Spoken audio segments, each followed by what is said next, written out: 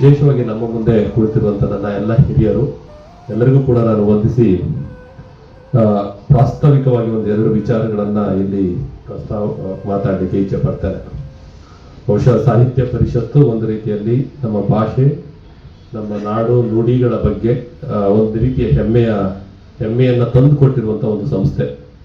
ಇವತ್ತು ಸಂಸ್ಥಾಪನಾ ದಿನ ಅಂದರೆ ಸುಮಾರು 1915ರಲ್ಲಿ ಸ್ಥಾಪನೆಯಾಗಿ ಈಗ ಈ ಹಂತಕ್ಕೆ ಬಂದು ನಾವು ನಿಂತಿದ್ದೇವೆ. ಶತಮಾನೋತ್ಸವವನ್ನು ಆಚರಣೆ ಮಾಡಿ ಈಗ ದ್ವಿಶತಮಾನೋತ್ಸವದವರೆಗೆ ಕಡೆಗೆ ಹೊರಟಿದ್ದೇವೆ. ಬಹುಶಃ ಇದರ ಸಂಸ್ಥಾಪನೆಗೆ ಕಾರಣರಾದವರನ್ನ ಈ ಸಂದರ್ಭದಲ್ಲಿ ನಾವು ನೆನಲೇಬೇಕು.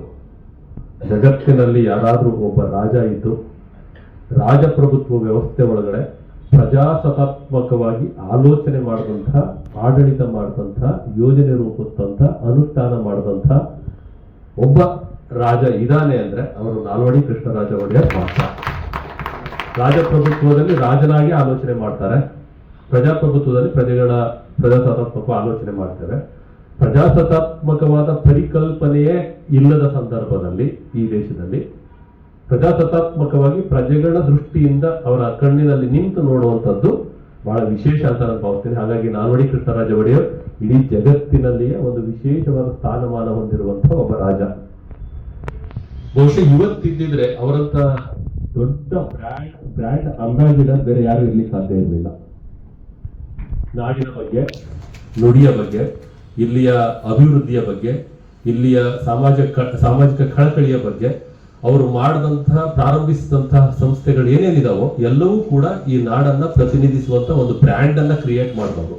ಮೈಸೂರು ಸ್ಯಾಂಡಲ್, ಮೈಸೂರು ಕಾಗದ ಮತ್ತು ಉತ್ಪಾದನಾ ಇದು, ಮೈಸೂರು ಐರನ್ ಓರ್, ಮೈಸೂಗರ್ ಸಕ್ಕರೆ ಕಾರ್ಖಾನೆ, ಹಾಗೆ ಮೈಸೂರು ವಿಶ್ವವಿದ್ಯಾಲಯ, ಕರ್ನಾಟಕ ಸಾಹಿತ್ಯ ಪರಿಷತ್, ಆನಂತರ ಕನ್ನಡ ಸಾಹಿತ್ಯ ಪರಿಷತ್, ಹೀಗೆ ನೀವು ಪಟ್ಟಿಯನ್ನ ಮಾಡ್ತಾ ಹೋದ್ರೆ ಮೈಸೂರು ಬ್ಯಾಂಕ್.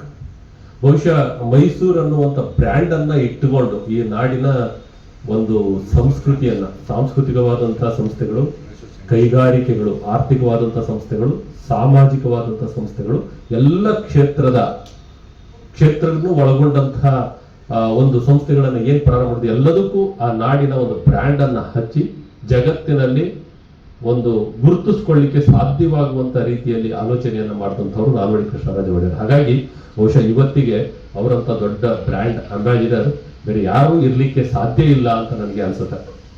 ಆದ್ರೂ ಅದರಲ್ಲಿ ನೋವಿನ ಸಂಗತಿ ಅಂದ್ರೆ ಅವರು ಮಾಡಿದ ಅಷ್ಟು ಸಂಸ್ಥೆಗಳಲ್ಲಿ ಈಗಾಗಲೇ 50% ಅವನತಿಯನ್ನ ಹೊಂದಿದ್ದಾವೆ. ಮೈಸೂರು ಕಾಗದ ಕಾರ್ಖಾನೆ ಹೋಯ್ತು, ಐರನ್ ಓರ್ ಹೋಯ್ತು, ಮೈಸೂರು ಬ್ಯಾಂಕ್ ಹೋಯ್ತು. ಹೀಗೆ ನಾವು ನೋಡ್ತಾ ಹೋದ್ರೆ ಒಂದೊಂದೇ ನಮ್ಮ ಭಾವನಾತ್ಮಕವಾಗಿ ನಮ್ಮ ದೇಶ ರಾಜ್ಯಾಭಿಮಾನ, ಭಾಷಾಭಿಮಾನದಿಂದ ಹೇಳ್ಕೋಬಹುದಾದಂಥ ಸಂಸ್ಥೆಗಳು ಒಂದೊಂದಾಗಿ ಕಡಿಮೆ ಆಗ್ತಾ ಇದ್ದಾವೆ. ಬಹುಶಃ ಅಳಿದುಳಿದ ಬಗ್ಗೆನೂ ಕೂಡ ನಾವು ಆಲೋಚನೆ ಮಾಡ್ತಾ ಇದ್ವಿ, ಚರ್ಚೆ ಮಾಡ್ತಾ ಇದ್ವಿ.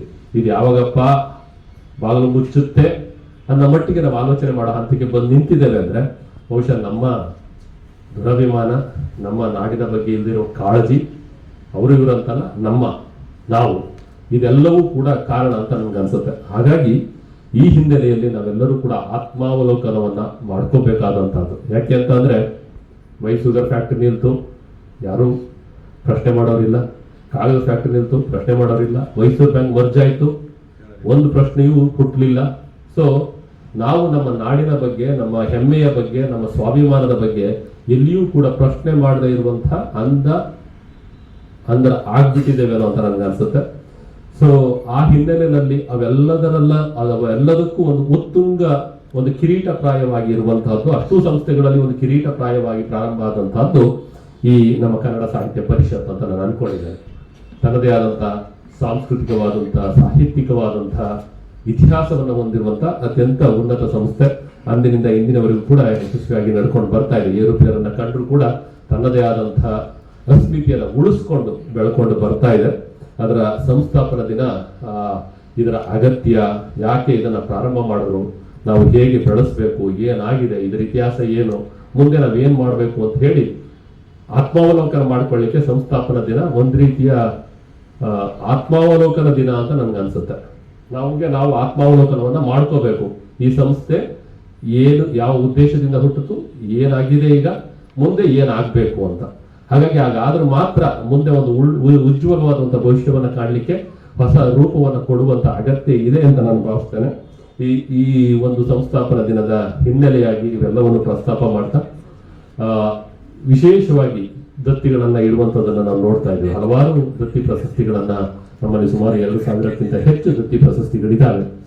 ಬಹುಶಃ ಹಿರಿಯರು ನಮ್ಮ ಇದು ದತ್ತಿ ಪ್ರಶಸ್ತಿಯನ್ನು ಇಟ್ಟಂತವರು ಇಲ್ಲಿಯ ಆಡಳಿತದಲ್ಲಿ ಈ ಒಂದು ಸಾಹಿತ್ಯ ಪರಿಷತ್ತಿನ ಬೆಳವಣಿಗೆ ಉಳಿವಿನಲ್ಲಿ ಅಲ್ಲಿಯ ಕಾರ್ಯನಿರ್ವಹಿಸುವ ಅಧಿಕಾರಿಗಳು ನೌಕರರ ಪಾತ್ರವೂ ಕೂಡ ಬಹಳ ಮಹತ್ವದ್ದು ಅನ್ನೋದನ್ನ ಗಮನಕ್ಕೆ ಇಟ್ಟುಕೊಂಡು ಅದಕ್ಕೂ ಒಂದು ಪ್ರಶಸ್ತಿ ಇಟ್ಟಿರುವಂಥದ್ದು ವಿಶೇಷ. ಹಾಗಾಗಿ ಇವತ್ತು ಈ ಇಲಾಖೆಯಲ್ಲಿ ಯಾರ್ಯಾರು ಕಾರ್ಯನಿರ್ವಹಿಸ್ತಾ ಇದ್ದಾರೆ ಅವರನ್ನ ಒಂದು ಹಿರಿತನದ ಜ್ಯೇಷ್ಠತೆಯ ಮೇಲೆ ನಾವು ರೊಟೇಷನ್ ಮೇಲೆ ಒಂದು ಆಯ್ಕೆಯನ್ನ ಮಾಡ್ತಾ ಇದ್ದೇವೆ. ಇವತ್ತಿನ ಈ ಒಂದು ಪ್ರಶಸ್ತಿಗೆ ಆಯ್ಕೆ ಆಗಿರುವಂಥದ್ದು ಕೆ.ಸಿ. ಶಿವಸ್ವಾಮಿ ಮತ್ತು ಜಿತೇಂದ್ರ ಅವರು. ಅವರಿಗೆ ನಾನು ಹೃತ್ಪೂರ್ವಕವಾದಂತಹ ಅಭಿನಂದನೆಯನ್ನ ಸಲ್ಲಿಸ್ತಾ ಇದ್ದೇನೆ. ನನಗೆ ಈ ದತ್ತಿ ಪ್ರಶಸ್ತಿ ಅಂದ್ರೆ ಇತ್ತೀಚೆಗೆ ಇದು ನಾನು 2ನೇ ಬಾರಿ ಆಡಳಿತಾಧಿಕಾರಿಯಾಗಿರೋದ್ರಿಂದ, ಹಿಂದೆ ಕರ್ನಾಟಕ ಸಂಸ್ಕೃತಿ ಇಲಾಖೆಯಿಂದ ನಿರಂತರವಾದ ಸಂಪರ್ಕ ಇರೋದ್ರಿಂದ ಈ ದತ್ತಿ ಪ್ರಶಸ್ತಿಯನ್ನು ನಾನು ಪ್ರತಿ ದಿವಸ ಈಗ ಸೈನ್ ಮಾಡ್ತಾ ಇದ್ದೇನೆ ಸರ್. ಬರ್ತಿರ್ತವೆ 25,000 ಇಡ್ತಾರೆ. ನಮಗೆ ಹೇಗಾಗಿದೆ ಅಂದ್ರೆ ದತ್ತಿ ಪ್ರಶಸ್ತಿಗಳನ್ನ ನಾವು ಪ್ರದಾನ ಮಾಡಬೇಕು ಅಂದ್ರೆ ಅದರಲ್ಲಿ ದತ್ತಿ ಪ್ರಶಸ್ತಿ ಇಟ್ಟಿದ್ರಲ್ಲಿ ಬರುವಂತದ್ದು 5,000ನ 10,000ನ ಆ ಪ್ರಶಸ್ತಿಯಾಗೆ ಆ ಒಂದು ದತ್ತಿಯಲ್ಲಿ ಸಿಗುವಂತ ಇಂಟ್ರೆಸ್ಟ್ ಒಂದು 5,000 ಬರ್ಬೋದು, 6,000 ಬರ್ಬೋದು. ಅದ್ರಲ್ಲಿ ಕಾರ್ಯಕ್ರಮ ಮಾಡಕ್ ಆಗುತ್ತಾ ಅನ್ನೋ ಒಂದು ಪ್ರಶ್ನೆ. ಒಂದು ಸ್ವಲ್ಪ ದತ್ತಿ ಪ್ರಶಸ್ತಿಗೆ ಏನಾದ್ರೂ ಒಂದು ಮಾನದಂಡಗಳನ್ನ ಇಟ್ಟರೆ ಒಳ್ಳೇದು ಅಂತ. ಎರಡನೇದು ಯಾವ ಉದ್ದೇಶಕ್ಕೆ ಇಡ್ತಾರೆ, ಯಾರು ಇಡ್ತಾರೆ ಅನ್ನುವಂಥದ್ದು ಬಹಳ ಮುಖ್ಯ ಆಗುತ್ತೆ. ಯಾಕೆಂದ್ರೆ ಒಂದು ದತ್ತಿ ಪ್ರಶಸ್ತಿಯನ್ನ ನಾವು ಇಲ್ಲಿ ಇಟ್ಟಿದ್ದೇವೆ ಅಂದ್ರೆ ಆ ಇಟ್ಟಂತವರನ್ನ ನಾವು ಗುರುತಿಸುವಂತಹದ್ದು ಈ ಸಂಸ್ಥೆ ಒಂದು ರೀತಿಯಲ್ಲಿ ಅಭಿಮಾನದಿಂದ ಗುರುತಿಸ್ತೆ ಅವರ ಹೆಸರನ್ನ ಇಲ್ಲಿ ಐತಿಹಾಸಿಕವಾಗಿ ಉಳಿಯುತ್ತೆ. ಹಾಗಾಗಿ ಯಾವ ಉದ್ದೇಶಕ್ಕೆ ನಾಳೆ ಇವತ್ತಿನ ತನಕ ಓಕೆ, ಮುಂದೆ ಯಾರು ಯಾವ ಉದ್ದೇಶಕ್ಕೆ ಏನಕ್ಕೆ ಬೇಕಾದ್ರೂ ಇಡ್ತಾ ಹೋದ್ರೆ ಅದನ್ನೆಲ್ಲ ಪರಿಗಣಿಸ್ಬೇಕಾ ಅನ್ನೋದು ನನಗೊಂದು ಪ್ರಶ್ನೆ ಇದೆ. ಅದು ಸರಿ ತಪ್ಪು ನನಗೆ ಗೊತ್ತಿಲ್ಲ. ಯಾರೋ ಈ ಸಾಹಿತ್ಯ ಪರಿಷತ್ ಅಂದಾಗ ಇದರ ದೇವೋದ್ದೇಶಗಳು, ಸಾಹಿತ್ಯ ಪರಿಷತ್ತಿನ ಮೂಲ ದೇವೋದ್ದೇಶಗಳು ಏನಿದಾವೆ ಅದಕ್ಕೆ ಪೂರಕವಾಗಿ ಇಟ್ಟಂತವನ್ನ ಮಾಡುವಂಥದ್ದು ಸೂಕ್ತವೇನೋ ಅಂತ ನನ್ನ ವೈಯಕ್ತಿಕವಾದ ಅಭಿಪ್ರಾಯ ತಮ್ಮಲ್ಲಿ ಹಂಚ್ಕೊಳ್ತಾ ಇದ್ದೇನೆ ಅಷ್ಟೇ. ಹಾಗಾಗಿ ಅದೇನೇ ಇರಲಿ, ಇವತ್ತಿನ ಕಾರ್ಯಕ್ರಮವನ್ನು ನಾವು ಮಾಡಬೇಕು ಅಂತ ಹೇಳಿ ಆಸೆಯನ್ನ ಇಟ್ಟುಕೊಂಡು ನಮ್ಮ ಹಂಪ ನಾಗರಾಜಯ್ಯ ಸರ್ ಅವ್ರು ಹೇಳಿದ್ವಿ ಉದ್ಘಾಟನೆ ಮಾಡಿ ಒಂದು ಪ್ರಶಸ್ತಿ ಪ್ರದಾನ ಮಾಡಿಕೊಡಿ ಸರ್ ಅಂತ ಬಹಳ ಖುಷಿಯಿಂದ ಒಪ್ಪಿ ಬಂದಿದ್ದಾರೆ. ಹಾಗೆ ನಮ್ಮ ಇಬ್ಬರು ಮಾಜಿ ಅಧ್ಯಕ್ಷರುಗಳು, ಒಂದು ಆರ್.ಕೆ. ನಲ್ಲೂರು ಪ್ರಸಾದ್ ಸರ್, ನಾಡೋಜ ಮನುಬಳಿಗಾರ್ ಸರ್, ನೀವು ನಮ್ಮ ಜೊತೆಗೆ ಇರಬೇಕು. ಯಾಕೆ ಸಂಸ್ಥಾಪನಾ ದಿನಾಚರಣೆ ಅಂದಾಗ ಸ್ವಲ್ಪ ನಮ್ಮ ಹಿಂದಿನ ಅಧ್ಯಕ್ಷರುಗಳು ಅವರೆಲ್ಲ ಇದ್ರೆ ಅದಕ್ಕೆ ಒಂದು ಮೌಲ್ಯ, ಒಂದು ಗೌರವ ಹೆಚ್ಚುತ್ತೆ ಅಂತ ಅವರು ಕೂಡ ಎಲ್ಲರೂ ಸಂತೋಷದಿಂದ ನಮ್ಮೊಂದಿಗಿದ್ದಾರೆ. ಒಂದು ಉಪನ್ಯಾಸವನ್ನು ಮಾಡಬೇಕು ಅಂದಾಗ ನಮ್ಮ ಜಗನ್ನಾಥ್ ಹೇಮಾದ್ರಿ ಸರ್ ಕೂಡ ಒಪ್ಕೊಂಡು ಬಂದಿದ್ದಾರೆ. ಎಲ್ರಿಗೂ ಕೂಡ ನಾನು ಹೃತ್ಪೂರ್ವಕವಾಗಿ ಅಭಿನಂದನೆಯನ್ನು ಸಲ್ಲಿಸ್ತೇನೆ.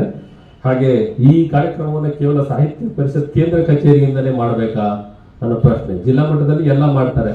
ಸಾಮಾನ್ಯವಾಗಿ ನಾವು ಎಲ್ಲವನ್ನು ಮಾಡ್ಬೇಕಾದ್ರೆ ಬೆಂಗಳೂರು ಜಿಲ್ಲಾ ಮಟ್ಟದಲ್ಲಿ ಮಾಡ್ಬೇಕಾದ್ರೆ ಜಿಲ್ಲಾ ಕೇಂದ್ರದಲ್ಲಿ ಜಿಲ್ಲಾ ಘಟಕ ಮತ್ತು ನಾವು ಮಾಡಿದ್ರೆ ತಪ್ಪೇನಿಲ್ಲ, ಒಟ್ಟಿಗೆ ಮಾಡೋಣ ಅಂತ ಹೇಳಿ ನಾನು ಪ್ರಕಾಶ್ ಮೂರ್ತಿ ಅವರನ್ನ ಮಾತಾಡಿದಾಗ ಹೌದು ಜೊತೆಲೆ ಮಾಡೋಣ ಸರ್ ಅಂತ ಆಯ್ತು.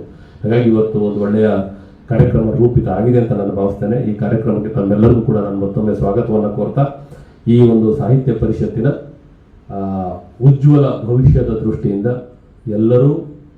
ನಾವೆಲ್ಲರೂ ನಮ್ಮ ಭಾಷಾ ಅಭಿಮಾನ, ನಾಡಿನ ಅಭಿಮಾನ, ಸಾಂಸ್ಕೃತಿಕ ಅಭಿಮಾನದಿಂದ ನಮ್ಮ ನಿಸ್ವಾರ್ಥವಾದಂತಹ ಅಭಿಪ್ರಾಯಗಳನ್ನ,